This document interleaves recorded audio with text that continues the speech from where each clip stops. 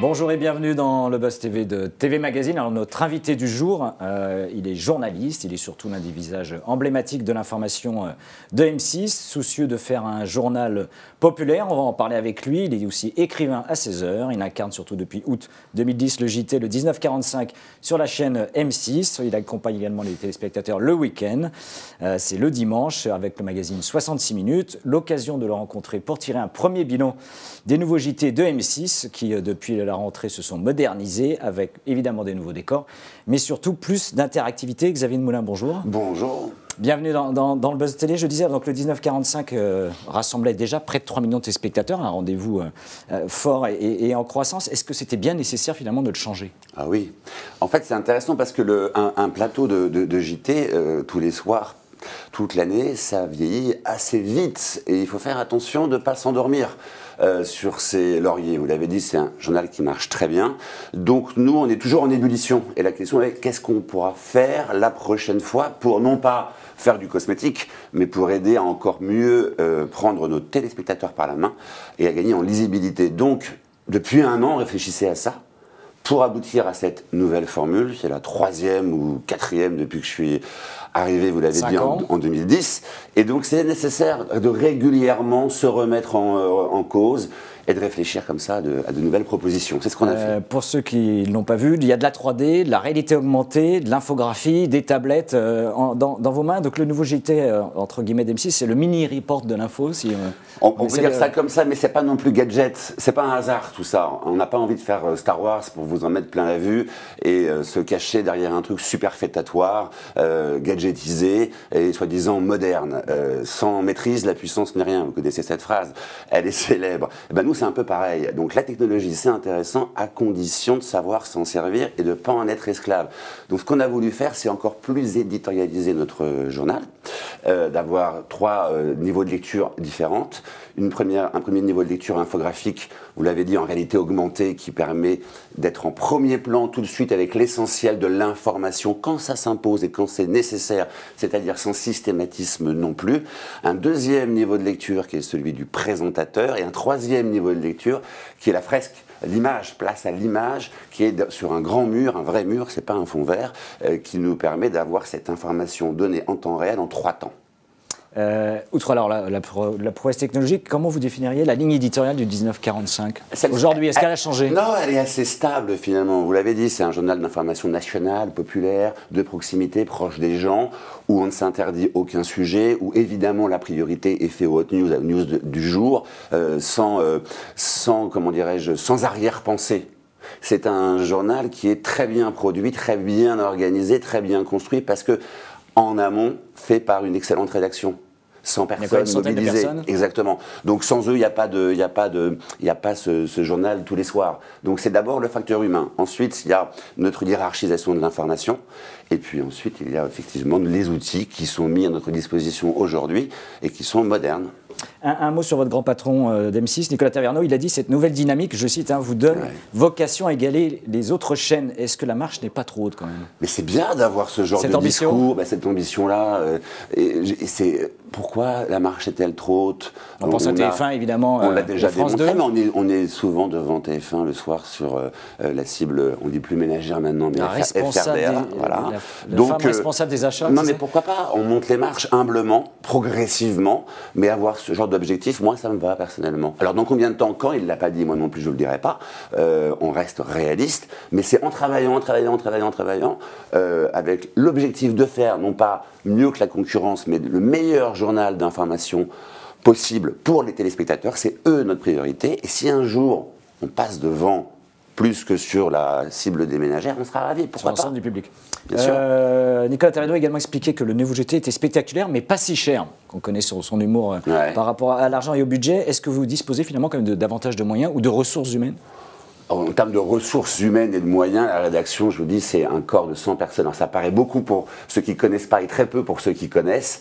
Mais quand vous avez des guerriers avec vous, finalement, les forces se multiplient d'elles-mêmes. Ensuite, pour parler de gros sous, le mieux, c'est d'avoir Nicolas Taverneau sur le plateau et de lui poser la question. Parce que moi, je ne m'occupe pas encore des finances. Je suis rédacteur en chef de mon journal, rédacteur en chef adjoint, présentateur. Et ça va. Hein. Moi, j'en rappelle quand même, je crois, une enveloppe de 20. L'info, c'est une enveloppe de 20 à 25 millions d'euros par an pour M6, y compris avec les magazines. Déjà 5 ans que vous présentez les JT sur M6, aucune lassitude? C'est quoi le renouvellement finalement C'est très intéressant comme question. Non, pas de lassitude jamais. Toujours sur le grill de ce qui se passe. L'info, en fait, ça vous consume. Et ça vous change complètement votre espace-temps. C'est-à-dire que c'est les mêmes exercices rituels avec, dans le même cadre, des choses qui changent en permanence. Il faut vivre avec ça.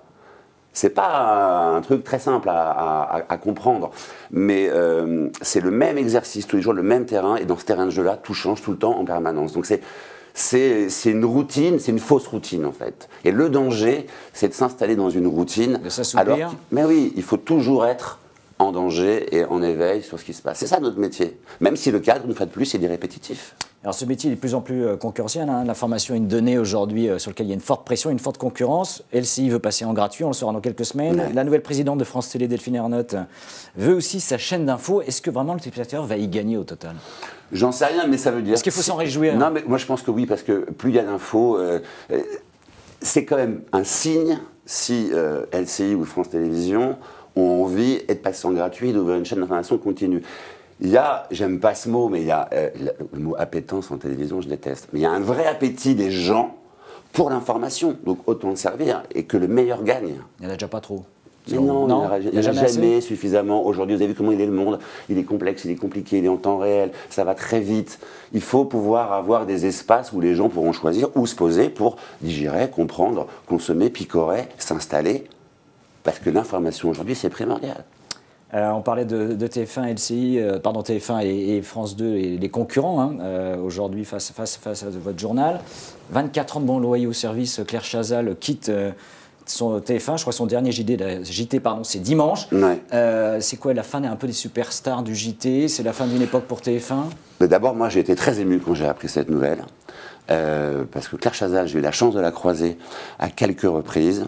Non seulement c'est une excellente professionnelle, elle aura effectivement apporté beaucoup à la grande messe du 20h et au journal d'information, et surtout c'est une très belle personne. Donc 24 ans de bons et loyaux services, j'espère que sa sortie sera digne, et j'en doute pas de son côté, que les gens sauront lui rendre grâce pour tout ce qu'elle a fait. Voilà. C'est quelqu'un de bien, et je lui souhaite le meilleur. Vous présentez également, j'ai dit tout à l'heure, le 66 minutes tous les dimanches. La concurrence sur le magazine d'infos, de reportages, d'enquêtes également est aussi forte que sur l'information aujourd'hui? Oui, après. Ça s'est développé, on le voit un peu sur l'ensemble des chaînes, y compris de la TNT gratuite. Oui, alors sauf que, une fois de plus, ça dépend ce que vous offrez. Vous pouvez avoir, je sais pas, 5-6 restaurants qui ouvrent dans le même quartier. Il y a un moment, c'est la meilleure assiette qui gagne. Il n'y a pas de secret. Donc, que les gens fassent du. C'est dire quoi, que les autres sont pas très bons? Mais c'est pas ce que je suis en train de dire. Je dis c'est à nous d'être encore meilleurs. Voilà, on a la chance d'avoir avec 66 minutes une tranche d'information qui part vers 17h15 et qui finit vers 19h45. Une tranche longue. À nous de mettre dedans les meilleurs reportages, de trouver les meilleurs angles. Et puis on a notre grand format qui marche très très bien. On a battu notre record de l'année pour le premier grand format. C'était la semaine dernière sur les rentrées scolaires et en école militaire croisée et en école autogérée. Ça montre oui que quand c'est bien fait, les gens sont là. C'était le deuxième grand format de la rentrée, pardon, pas le premier. De l'info, du magazine, autre volet de Xavier Demoulin qu'on connaît peut-être un peu moins, c'est l'écriture. Vous avez déjà écrit 3 livres à votre actif. Votre premier roman qui s'appelle Un coup à prendre est adapté au cinéma. On dit que le tournage a eu lieu au printemps. Où est-ce que ça en est? Le tournage a eu lieu au printemps. Le film est terminé maintenant et il n'y a plus qu'à annoncer une date de sortie. Ça sera prochainement officialisé et on va vers une date de sortie pour fin de l'année, début janvier 2016. On connaît déjà, j'imagine, les acteurs qui incarnent les personnages que vous avez créés. Manu Payet, Audrey Lamy, Horatica, entre autres castings. C'est quoi? C'est une autre vocation, le cinéma? C'est une autre tentation de votre part? Alors moi, c'est pas mon film, hein, c'est l'adaptation de mon livre. Mais moi, l'écriture, c'est une vocation, oui, on peut parler de ça. J'écris depuis toujours, j'adore ça. J'ai besoin aussi de la fiction. Je m'occupe du réel toute la journée. De temps en temps, c'est bien de faire le réel. Et donc la fiction, pour ça, c'est un très bon remède. Xavier Demoulin, merci. Merci d'être venu au Buzz. Je rappelle donc tous les soirs le 19h45 sur M6 et le week-end également avec le magazine 66 minutes. Merci à vous encore. Merci. Très bonne journée. Nous nous retrouvons dès demain avec un nouvel invité.